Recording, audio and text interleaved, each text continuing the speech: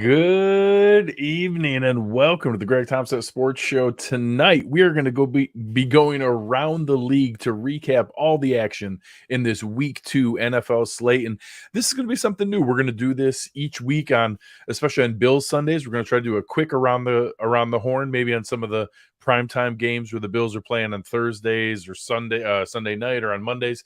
Maybe we'll do a little bit longer breakdown. But tonight, I'm going to do my best Boomer impersonation. We're going to try to go around the league as quick as possible, do about a minute on each game, and give you a different version of halftime instead of listening to Jason Garrett, because I'm going to see if I can do better than Jason Garrett here. So we're going to start out with Thursday night. Thursday night was a pretty crazy game. You saw Philadelphia really try to dominate the line of scrimmage in a huge breakout game for DeAndre Swift, obviously. A great 31 touches for Swift, 28 carries, 3 catches. And, at one point you had Philadelphia just dominating up 27-7. You did have some of that garbage time here where Minnesota did come back and almost make it a game. The last touchdown here was with a minute 10 left. I don't know that they ever really were in the game, but they did make it look more competitive, and any owners of Kirk Cousins in their fantasy league were probably pretty thankful for the garbage time numbers that they did put up. But you saw DeAndre Swift just with a dominant game and maybe potential league winning upside for what they could do if they continue to lean into that. I would be shocked if they go back to Kenneth Gainwell as the primary after how good DeAndre Swift looked. And behind that offensive line, there's a ton of potential for that to continue. Obviously, Justin Jefferson continued with his performance. Devontae Smith was the more powerful receiver for the Eagles, but you'll see bigger games for A.J. Brown in the future. But again, Minnesota, another one score loss. Last year, they had an incredible record on their way to 13 wins in one score games, going just with an incredible, unsustainable record. And now this year, 2 one-score games, they're 0-2. I'll pretend to be surprised. The next one we're going to go into was the Ravens and the Bengals. And obviously, I do think the Bengals bounced back a bit here. We saw them perform at a higher level. Lamar Jackson with one of his better games, 24 of 33, 237 yards, 2 touchdowns. Also added in another nice chunk of rushing on his side. You saw Gus Edwards punch one in.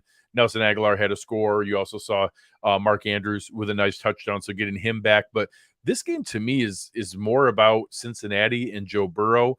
T. Higgins, obviously, you talk about the variance of a number 2 receiver in a big offense. Last week, 8 targets, 0 catches. This week, 8 targets, 8 catches for 89 yards and 2 touchdowns, with a pretty stellar game. But Joe Burrow just still doesn't look quite right. Obviously, better than last week. Last week was putrid, 89 yards passing. But you saw, anyone who saw the clip after the game, him hobbling off the field certainly looked like something I would be concerned about if I was a Bengals fan.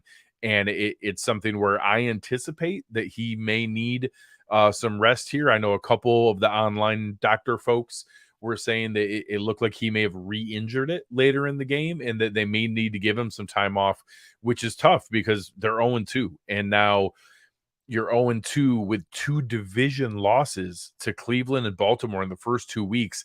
And now you might need to sit Joe Burrow for a couple weeks. It's just a really tough spot for a team, obviously, with Super Bowl aspirations. So we'll see where that one goes, but wasn't quite the week that I think they were expecting. One of the games that a lot of people were looking for was what I thought, I was certainly wrong in this, what I thought was going to be a shootout in Jacksonville and Kansas City. I had this game on a second screen while I was watching the Bills game today, and it was, Travis Kelce did play. He did catch a touchdown. Patrick Mahomes looked all right, but still looked a little off. Kansas City actually had to bench Jawan Taylor, their right tackle, at one point after his 4th penalty on the day. Chris Jones did have a sack, and I think his sack was on a 4th down, so it actually was a direct conversion. Sky Moore had a little bit more performance. There was a couple really close plays by Jacksonville. There were 2 plays where it looked like Calvin Ridley was like inches away from having a touchdown and just didn't quite get his toe in. So Jacksonville played significantly better than 9 points worth of play, but it just couldn't convert. And against Kansas City, you have to take advantage of every opportunity. We obviously saw how Detroit was able to do that in the first game. and needed some breaks to go their way, plus for them to convert. And Jacksonville just didn't get the job done. So Kansas City bounces back to 1-1. Jacksonville falls to 1-1. Not a ton of shock, but something that I think is going to, continue to right the ship for Kansas City. They're obviously talented, and with Mahomes, they're going to be a problem all year. I actually think Jacksonville is going to continue to play well, and they're a lot better than that. 9 points makes it look. One of the surprising ones today, I really thought, and I don't know, I'm just going to stop looking at the depth chart of the Chargers and just put them kind of in, I don't know what you would call it, like Jets territory, or I guess the Browns kind of fall into that too, of like, I'll believe it when I see it. And they just continue to find new and creative ways to mess up games. This one, they jump out 11-0. They then get, Derrick Henry scores. They get it back. They get a 14-7 lead. Tannehill actually played halfway decent today, ran one in. Keenan Allen had another touchdown. They took the lead again, continued to go back and forth, had a nice drive to get it down there to be able to kick the game-tying field goal to send it into overtime. And then, just botch some opportunities in overtime. And at some point here, Justin Herbert has to be more than the potential and the idea of what he could be. And Tommy here saying that it might be the head coach. I'm not ready to say it's Justin Herbert, so I am more comfortable saying that it's Staley and that it's a coaching problem. And you can't do that against a Mike Vrabel coach team. And I think that's a great way to look at this, in that if those two teams, you just switch the coaches and you gave Mike Vrabel the talent on the Chargers roster and you gave, Staley the talent on the Titans roster, I think Vrabel would throttle him. And I just can't believe that Staley can't get more out of that roster. So we'll see where it goes. But Tennessee goes to 1-1. The Chargers fall to 0-2 and dig themselves yet another hole. Talk about a surprising team here that I don't quite understand exactly how they're doing it, but the Atlanta Falcons go to 2-0. The Green Bay Packers, I think, had every opportunity to win this game. Had at one point a 24-12 lead into the fourth quarter, let Atlanta come all the way back to score, in the fourth quarter, 13 unanswered.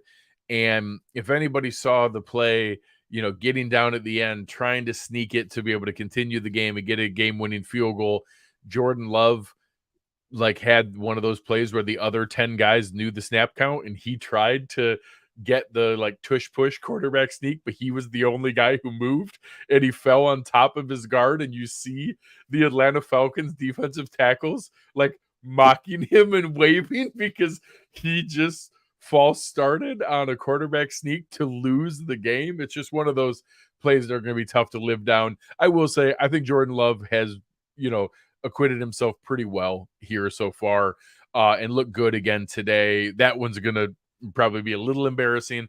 Atlanta, obviously got the ball to Bijan Robinson, 19 carries for 124 yards, got the ball to Drake London after 0 last week, 6 for 67 and a touchdown. And like him or not, Arthur Smith is 2-0 and he's playing to win games. And I think that they are looking pretty tough. We'll talk about the Panthers Saints game tomorrow night.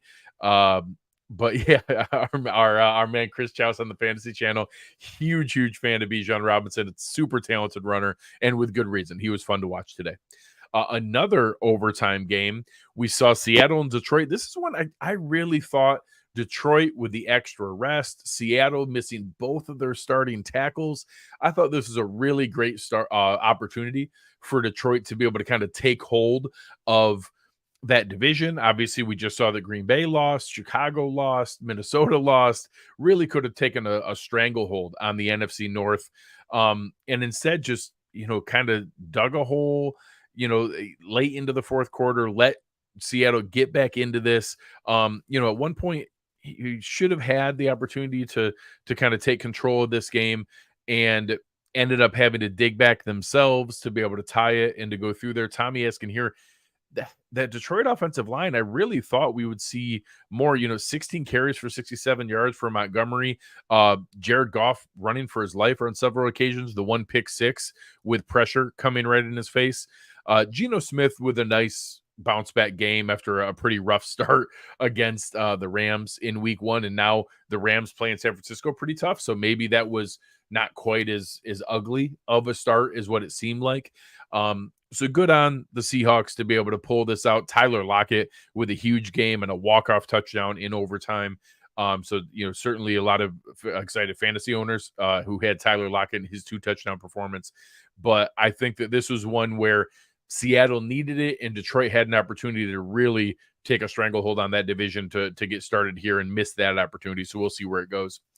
One of the bigger surprises for me is Anthony Richardson. I thought that I thought he was going to be significantly rougher and uglier in a rookie Justin Fields sense, where you saw the athleticism, you see the running ability, and Richardson has leaned in to that rushing ability, but has also been okay moving the ball. And I think that there's a chance here. Obviously, he got hurt later in the game, so Gardner Minshew had to come in and play the whole second half. But you see those 2 rushing touchdowns early for Richardson, leaning into that the way that he has. His athleticism, I think, is really going to transfer, and we'll see where it goes. And now, obviously, Gardner Minshew, we know the efficiency and what he can move. I think it's going to be interesting, how they kind of play that in doing it. I think there's too much excitement for Richardson, and if anything, maybe this is a fantastic, kind of audition to dangle Gardner Minshew in front of the Jets to be able to invite them to make a trade offer for Gardner Minshew here. And as long as Anthony Richardson truly is healthy. On the other side of it, you see CJ Stroud in the game that the Texans had. I think that, he's going through some of those growing pains. The box score has a lot of garbage stats there late in the second half. And I think that he's going to be okay, but I don't know how exciting it's going to be. I'm not sure. I was really thought today that Houston would give the Colts a lot tougher match and maybe even win because of their defense, and giving up 31 points to this Colts offense with Zach Moss and Michael Pittman, Will Mallory, 2 catches for 49 yards. This is not like a ferocious offense. Giving up 31 points to them, 28 in the first half, is certainly concerning and something that I think they're going to have to, really be careful with. Watch out. The fighting Baker Mayfields are 2-0 down in the NFC South. Tampa Bay Buccaneers beating the Bears 27-17. The Bears falling to 0-2. Baker Mayfield with a couple, really tough runs, some nice passes. 26 of 34 for 317 yards, 6 for 171 to Mike Evans. Putting them in position to be able to play well. Rashad White with a nice game there today, and the Bears just, I know a lot of people were excited about the investments they made and the haul they got for the top pick and being able to move down and getting DJ Moore and still having top picks and all the assets that they got. It's just been an ugly start so far. So losing to the Packers, now losing to Tampa Bay, who is a team that I don't think many people had them at 2-0. And now we have the Atlanta Falcons at 2-0, the Buccaneers at 2-0, a division that most people picked as one of the worst in the NFL. Now have, 2 of the undefeated teams. And tomorrow night, it's pretty likely the Saints are probably going to go 2-0 against the Panthers. You might have 3 undefeated teams in the NFC South. I don't think a lot of people would pick that going into the year. So good on the Buccaneers, good on Baker Mayfield, and a fun, if anybody didn't see the pick 6, they kind of sealed it for Shaq Barrett, tip ball, picking it off there within the Bears own 5-yard line and kind of rumbling into the end zone with a group of Bears all around. It was a fun play. One of the craziest games of the day was the comeback by the Giants. Through 6 quarters, the Giants had not scored yet. They let the Arizona Cardinals jump out to a 20-0 lead. Even after they finally did go down and score in the first drive of the third quarter, again, after 6 scoreless quarters on the season, they let Arizona answer to go up 28-7, and it just kind of seemed like it was going to be over. And good on them. I love Brian Daboll, Joe Shea, and everything they're building out there in New York to be able to come back in that fourth quarter and be able to make this an actual game. Obviously, the big news out of the game is Saquon Barkley, his injury afterwards, I've seen reports that the x-rays were negative. It does kind of look like it might be a high ankle sprain. That's always nasty. Anytime you get a guy as explosive as what Saquon is, I think that's the kind of game that you got to be careful with. Couple more to wrap up quick here. I mentioned earlier, LA looking tough, hanging with the 49ers. The 49ers had, control of this for a good amount of time, but they kept letting LA get back into it. Jumped up early, let the Rams actually take a lead 17-10. Then they scored 17 unanswered, and again, let the Rams get back into this, at one point having them be down 7 with the ball. I will say it's kind of weird. I almost want to go find Sean McVay's press conference afterwards. The Rams kicked a field goal down 10 with 4 seconds left on the clock. And literally the only thing I can think of is Sean McVay knew Rams fans bet on his team and literally just kicked the field goal to cover. There's no possibility that with 4 seconds left, every NFL field goal takes at least 4 seconds. And so you're not going to get an onside kick. You're not going to get any other plays to be able to try to actually win. So I just don't understand this Brett Maher penalty that happened with 0 seconds left on the clock. Just a super fishy looking plays, right? Real weird to see. Another one that, obviously coming back down to earth, what the Bills should have been able to do to the Jets last week. Dallas just completely throttled them right from the jump. Jumped up 10-0. Garrett Wilson did break a long play. God bless him. Those 68 yards were, I think, like 10 yards Zach Wilson and 58 yards Garrett Wilson, breaking it for the touchdown there, and just kind of slowly pulled away. A lot of field goals, kind of maintained control of the game by Dallas, but just nothing exotic or crazy the entire time. They just kind of kept going. And obviously, you're not going to put up a ton of stats against a New York Jets offense. So 25 carries for 72 yards for Pollard, 11 catches for 143 for CeeDee Lamb. Ferguson got his first touchdown. Dak was under control. 31-38 is actually really impressive against this Jets defense. So Zach Wilson, I think, confirmed it for any Jets fan who had any crazy ideas. 12 of 27 for 170 yards, 1 touchdown, 3 interceptions, and just looked ridiculous the entire time. Did a little bit of scrambling, actually ran over here. You see 5 carries for 36 yards, made it look halfway decent from a rushing standpoint a couple times, but whether it's Gardner Minshew, whether it's Jacoby Brissett, I can't believe the Jets aren't going to do something. Maybe it's going to be Carson Wentz. We'll see. But Zach Wilson is not going to be that guy. And he made it painfully apparent today. A couple last games. The last one here before we get into Sunday Night Football. A crazy, crazy game. The Commanders and the Broncos. The Broncos jumped out 21-3, had complete control of this game, and then weirdly let the Commanders come back into it. Logan Thomas got crushed in the end zone on the touchdown, a dangerous hit that was rightfully flagged, ended up then giving the ball back again to Joey Sly. Terry McLaurin, Aaron Quinn favorite Terry McLaurin, scored a touchdown.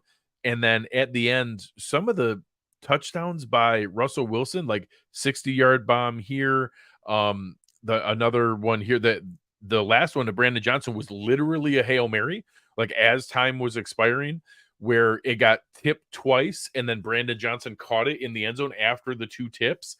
And then on the 2-point conversion, which would have sent it into overtime, it was actually pretty apparent defensive pass interference to Cortland Sutton and didn't get called. So just an ugly game. This one we'll talk about on Wednesday night when Aaron and I preview the Commanders.